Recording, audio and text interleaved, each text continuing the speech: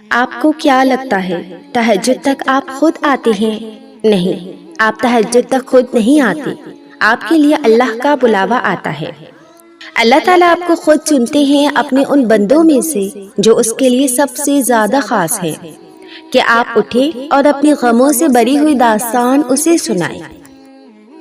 یہ وہ پہر ہے جہاں صرف آپ ہوتے ہیں اور آپ کا رب ہوتا ہے، ورنہ سوچے جہاں پوری دنیا سو رہی ہو اور ایک بندہ اٹھے اپنے رب سے باتیں کرنے کے لیے، اپنے رب کے سامنے حاضر ہونے کے لیے، اسے یہ بتانے کے لیے کہ اس کا بندہ تھک چکا ہے، کمزور ہے، بہت کمزور، حالات کا مقابلہ اکیلے نہیں کر سکتا، بتانے کے لیے کہ دنیا بڑی ظالم ہے، اپنے رب کو بتانے کے لیے کہ اس کا بندہ اس کے کن کا منتظر ہے۔ جو تہجد کے سجدوں میں روتے ہیں انہیں کبھی کسی اور کے سامنے رونا نہیں پڑتا۔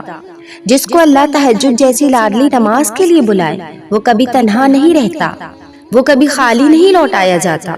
جو ہاتھ دعا کے لیے تہجد میں اٹھا کرتے ہیں وہ رب ان کا برم رکھا کرتا ہے۔ تہجد کی آہیں، وہ سسکیاں، وہ آنسو، وہ پکار جب عرش پر جاتی ہیں تو قبولیت کی خبر ساتھ لے کر لوٹتی ہیں، یہ اللہ کو منا ہی لیتی ہیں، یہ سب کچھ سنوار ہی دیتی ہیں، یہ پکاریں آپ کو منزل تک پہنچا ہی دیتی ہیں۔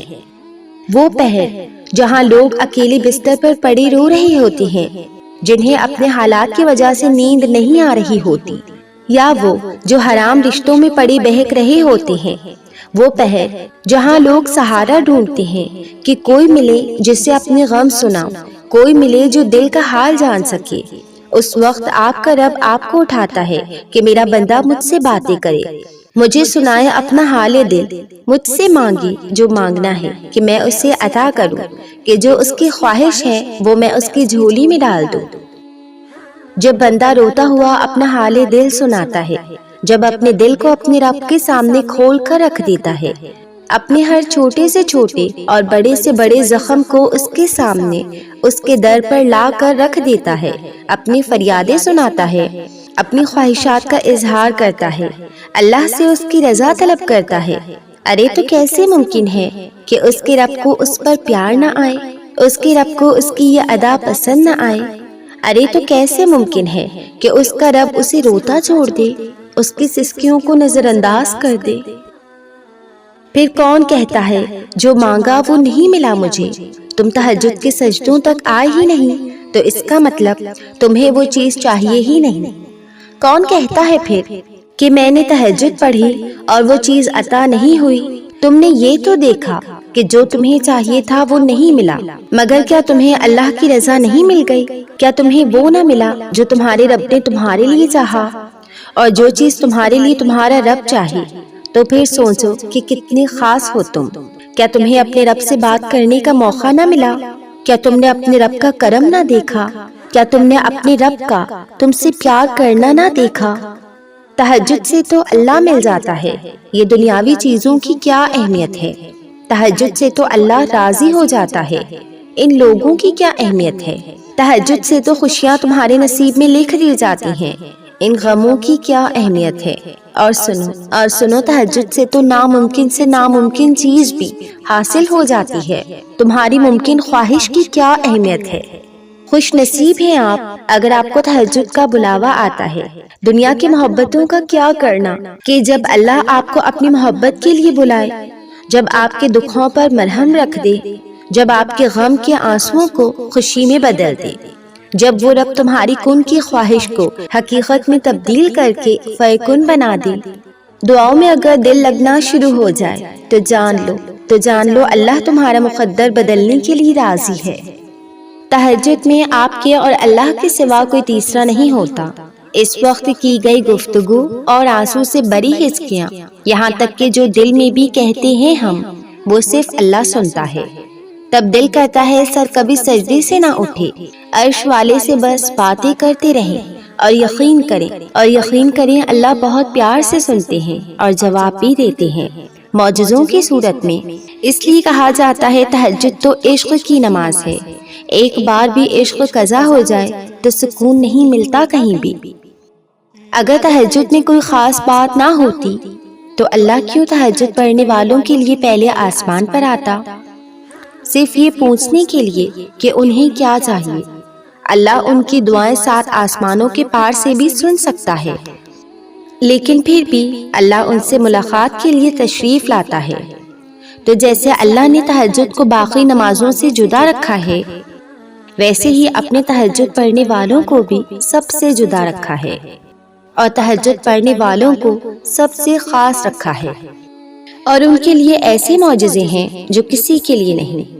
اب اللہ 7ویں سے پہلے آسمان پر اپنے بندوں کو خالی ہاتھ لوٹانے کے لیے تھوڑی نہ آتا ہے۔ وہ خاموشیاں بھی سن لیتا ہے، لیکن اسے اظہار پسند ہے بندے کا۔ جب بندہ کہتا ہے اے میرے رب، تو وہ متوجہ ہو جاتا ہے۔ جب بندہ کہتا ہے تو بڑا رحیم ہے، تو اس کی رحمت جوش میں آ جاتی ہے۔ جب بندہ کہتا ہے اللہ مجھے معاف کر دے، تو وہ معاف کر دیتا ہے، اور جب بندہ گڑ گڑا کر کچھ مانگتا ہے تو وہ قبول کر لیتا ہے۔ تہجد تو محبت کا آخری مرحلہ ہے، جب بندہ خود کو گوا کر اللہ پاک کو ڈھونڈنے نکلتا ہے۔ یہ وہ مرحلہ ہے جہاں محبتوں کی طلب نہیں رہتی ہے، بلکہ محبت بنانے والے کی جستجو لگ جاتی ہے۔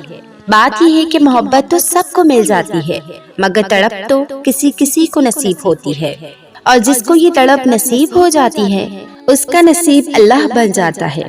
بس پھر معاملہ کن کی حدود سے بھی آگے نکل آتا ہے، اور جو نہیں ہونا ہوتا وہ بھی ہو جاتا ہے۔ تہجد کی دعا سے تو وہ بھی مل جاتا ہے جس کو سب ناممکن کہتے ہیں۔ تہجد میں قبولیت کا راز ہے۔ اگر فجر کی نماز اللہ سے محبت ہے تو تہجد اللہ سے عشق کا اظہار ہے۔ تہجد لاڈلی نماز ہے، اور اس لاڈلی نماز کو ادا کرنے والا کوئی خاص لاڈلا ہی ہو سکتا ہے۔ اور تم صبر رکھو، وہ اپنے کسی بندے کو خالی ہاتھ نہیں لوٹاتا، تو اپنے لاڈلوں کے لیے کیا کچھ نہیں کرے گا۔ بس یقین رکھو وہی ملنا ہے جو تم مسلسل مانگ رہے ہو، تب تک مانگتے رہو جب تک رب تعالیٰ کن نہ فرما دے۔ تہجد وہ نماز ہے جس میں انسان رات کے اندھیرے میں اپنے اللہ سے ملاقات کرتا ہے۔ وہ نیند سے بیدار ہو کر اپنے رب کے آگے جھکتا ہے، مگر ضروری نہیں کہ کوئی تہجد پڑھتا ہے تو محبوب کی محبت ہی مانگتا ہو، کیونکہ وہ جو اللہ ہے نا، اس کی محبت میں بڑا سکون ہے۔ اور تہجد کی توفیق بھی جناب انہیں ہی ملتی ہے جسے اللہ کو راضی کرنا ہوتا ہے۔ تہجد کے وقت کا سکون صرف وہی سمجھ سکتا ہے جس نے تہجد میں اللہ سے باتیں کی ہوں، جس نے تہجد کی نماز میں دنیا کی محبت نہیں اللہ کی محبت مانگی ہو۔ تہجد وہ نماز ہوتی ہے جو ہمیں ہمارے اللہ کے بہت قریب کر دیتی ہے، اور تہجد میں مانگی گئی دعاؤں پر نا کن فیکن کی بارش ہوتی ہے۔ جب بندہ گڑ گڑا کر اپنے رب سے دعا کرتا ہے تب اللہ بھی دعاؤں پر کن کہہ دیتا ہے۔ آپ کوشش تو کریں اللہ سے دوستی لگانے کی، اور جس دن آپ کی دوستی اللہ سے ہو جائے گی نا، تو یقین مانیں آپ کو لوگوں کی ہمدردی کی ضرورت نہیں پڑے گی، نہ ان کے پیچھے بھاگنا پڑے گا۔ اس لیے نماز پڑھو، تہجد پڑھو، اور اپنے اللہ سے دوستی کر لو۔ کیا آپ کو معلوم ہے کہ فرض نماز اور تہجد میں کیا فرق ہے؟ فرض نمازوں کے لیے انسان منادی اذان دیتا ہے، جبکہ تہجد کے لیے اللہ تعالیٰ منادی دیتا ہے۔ فرض نمازوں کے لیے اذان کو تمام انسان سنتے ہیں، جبکہ تہجد کی ندا کو بعض خوش بخت انسان سنتے ہیں۔ فرض نمازوں کو بہت سارے لوگ پڑھتے ہیں، جبکہ تہجد کی نماز اللہ تعالیٰ کے خاص بندے پڑھتے ہیں۔ فرض نماز کی پکار ہے حی علی الصلاۃ، یعنی نماز کی طرف آؤ، جبکہ تہجد کے لیے پکار ہے کوئی مجھ سے مانگنے والا کہ میں اس کو عطا کروں۔ تہجد کا سجدہ ہر کسی کو نصیب نہیں ہوتا۔ تہجد لاڈلی عبادت ہے اور اللہ کے لاڈلوں کو ہی نصیب ہوتی ہے۔ تہجد سے وہ بھی مل جاتا ہے جس کا تمہیں گمان بھی نہیں ہے۔ نیند قربان کر کے جب روتی آنکھیں اللہ کو مناتی ہیں نا، تو خواب حقیقت بن جاتے ہیں اور تعبیریں کن میں بدل دی جاتی ہیں۔ میں نے درد بھری آواز میں اللہ کو پکارا تھا، اس رات میں نے سجدہ تہجد میں سر جھکایا تھا۔ کیا حسین وہ رات تھی جب سجدوں میں رو کر سکون پایا تھا۔ رات کی اندھیری میں ایک سکون سا آیا تھا جب اللہ نے تہجد کا سجدہ نصیب فرمایا تھا۔ اس رات میں اللہ سے ہم کلام ہوئی تھی، ہر درد اپنا اللہ کو بیان کر دیا تھا۔ یقین مانے وہ رات بہت حسین تھی جس نے مجھے تہجد کا پابند بنا دیا تھا۔ سنو سنو، میں نے دیکھا ہے، محسوس کیا ہے، تہجد میں اگر آپ اپنے اللہ سے چاند مانگو تو وہ پورا آسمان دیتا ہے۔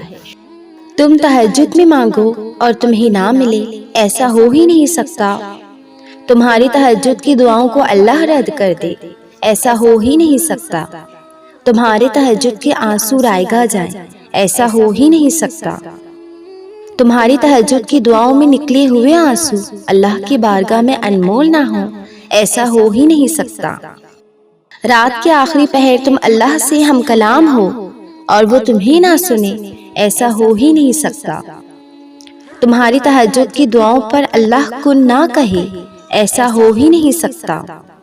تمہاری تہجد کی دعائیں کن فیکن تک کا سفر طے نہ کریں، ایسا ہو ہی نہیں سکتا۔ تمہاری تہجد کی دعائیں لا حاصل سے حاصل میں تبدیل نہ کریں، ایسا ہو ہی نہیں سکتا۔ تم تہجد پڑھو اور بے سکون رہو، ایسا ہو ہی نہیں سکتا۔ اللہ کا وہ فیصلہ جس کا تمہیں مدتوں سے انتظار ہو، جب وہ اس کے عرشوں سے تمہارے لیے آن اترے تو پھر اس فیصلے کے آگے سر تسلیم خم کر دیتے ہیں، پھر چاہے وہ تمہاری مرضی کے عین مطابق ہو یا نہ ہو، لیکن وہ اللہ کی مرضی کے مطابق ضرور ہوتا ہے۔